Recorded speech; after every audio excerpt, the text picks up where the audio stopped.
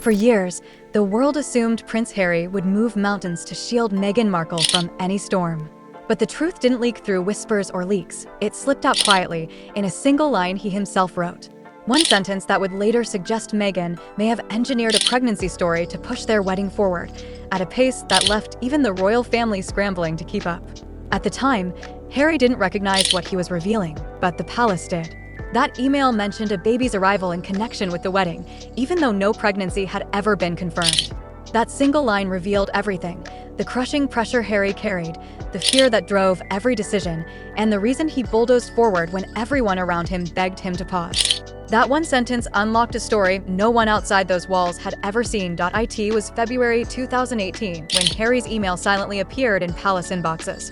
At first glance, it seemed ordinary, formal, courteous, nothing remarkable. But halfway through, a line made senior staff freeze mid-scroll. Harry had written, "I can't begin to tell you what it will say about the institution if this isn't resolved before the baby's arrival in the wedding." Shock rippled silently through the palace. There had been no pregnancy announcement, no doctor's visits, no hushed whispers, nothing. So why was Harry talking about a baby? Insiders say several aides reread that line obsessively, each time sensing the urgency, the almost frantic panic behind it. This wasn't casual wording, it was a red flag. For many, it was the first glimpse that something about Harry and Meghan's timeline didn't add up. No one realized this single sentence would later become evidence that would expose truths Harry himself hadn't yet understood. After that email landed, a subtle tension spread through the palace corridors. Questions quietly bubbled up. Was Meghan pregnant? If so, why hadn't anyone been told?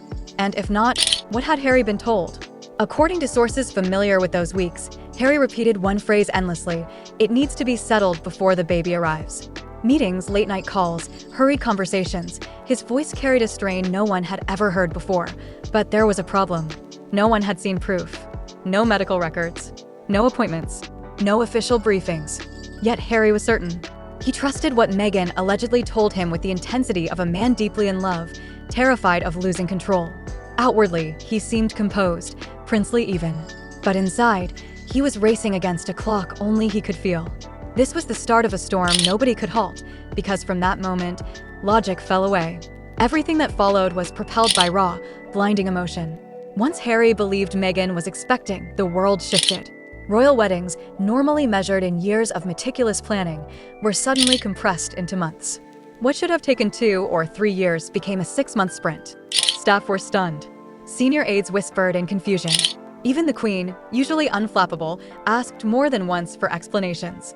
And each time, the same answer emerged: it must be done before the baby arrives. That line became the engine driving every decision. Schedules twisted. Protocols bent. Preparations that typically took months were completed in days. The palace, normally a machine of slow precision, began moving at a dizzying speed. Meghan glided through it all poised, calm, radiant. Harry did not. He was tense, frantic, a man convinced disaster would strike if he hesitated even for a moment. Inside those grand halls, the truth became undeniable.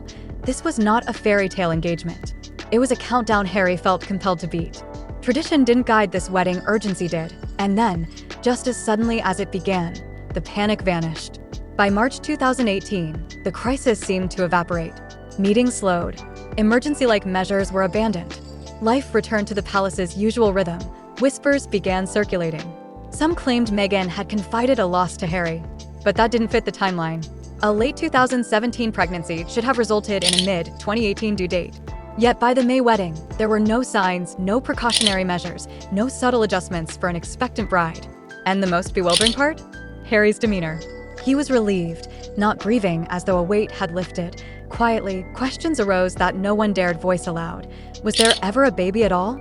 That was the first moment palace insiders realized the crisis might have been a mirage, but Harry's belief in it had been as real as any storm.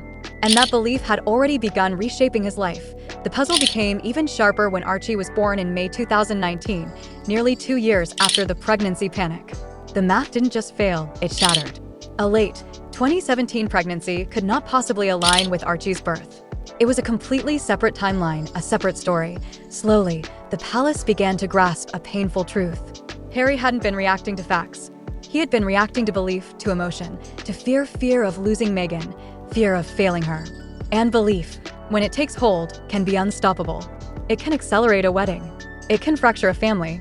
It can alter the course of a prince's life. And yet, the most revealing truth wasn't the timeline, it was Meghan herself. Every challenge, every obstacle, she seemed to navigate with a precision and strategy no one had ever seen before. As the wedding neared, Harry transformed. Gone was the measured, grounded prince. Gone was the man who paused to weigh facts. Instead, he reacted to emotion, to Meghan's signals, to every nuance she displayed. When she seemed hurt, he leapt to protect. When she reached for connection, he fortified their circle. When she shone in the spotlight, he stepped back just enough to let her radiate. Those around him began noticing a pattern, and the palace slowly understood. Harry was no longer leading. He was following a path traced entirely by belief, fear, and love. Harry wasn't steering the ship anymore. He was responding to signals, reacting to every flicker of emotion. His entire existence had contracted into a singular mission: protect Meghan at all costs. And it wasn't naivety that drove him, it was a wound no one could see. He had lost his mother too soon. He had grown up feeling like the spare, the one on the sidelines. He craved someone who would choose him fully, without hesitation. When Meghan entered his life with her warmth, her intensity, her urgency, she filled every void he had carried for decades. By the time anyone realized the gravity of it, Harry had stopped calculating, stopped questioning. He wasn't seeking truth, he was surrendering to belief. One by one, the most consequential decisions of his life were made for him, dictated by the raw force of emotion. When May 2018 finally arrived, the world witnessed what seemed like a perfect fairy tale. The music swelled, flowers glimmered, carriages rolled through streets lined with cheering crowds. It was everything a royal wedding is meant to be. Cameras captured Meghan's serene radiance and Harry's nervous, almost vulnerable smile. But inside the palace, the atmosphere was charged with memory and tension. Staff recalled the panic, the racing timelines, the phantom baby that had propelled every choice and then disappeared without explanation. Some insiders spoke of a strange chill as Meghan made her way down the aisle, not because she lacked radiance, she was luminous, but because they glimpsed a truth Harry had yet to understand. The wedding wasn't unfolding due to timing or stability or tradition. Momentum had taken control, propelled by an invisible pressure nobody could fully articulate. A wedding squeezed into 6 months wasn't romance, it was a runaway train, barreling forward on a track of fear and belief. And the most heartbreaking truth? Harry believed he had won. He believed he had safeguarded his future, that stepping across that aisle meant triumph. Yet the very urgency that had driven him evaporated the instant he whispered, "I do." The force behind every frantic choice had spent itself, leaving only the echo of what had compelled him. That truth would shadow him long after the honeymoon ended. It all traces back to a single moment, a single line, a single email sent before Harry understood its full weight, before the phantom baby, before the whirlwind wedding.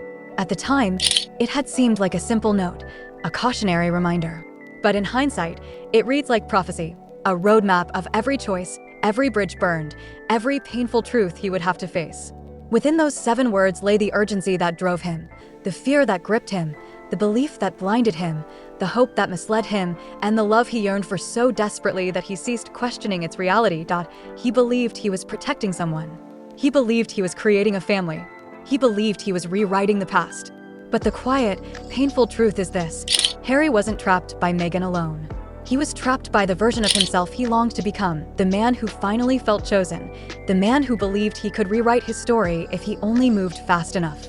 He hadn't realized he had surrendered the pen long before he stepped away from the palace. Now, Harry walks beside Meghan, smiling for the cameras as he always does. But the light in his eyes is different. Softer, quieter, searching. As if he can finally hear that old sentence reverberating through his life, illuminating the cracks, warning him what may come if he continues to ignore them. The world watches. The illusion is unraveling. And the story Harry fought so desperately to protect is slowly coming to light, not through gossip, not through headlines, but through the single truth he wrote with his own hand years ago. And this, unmistakably, is only the beginning.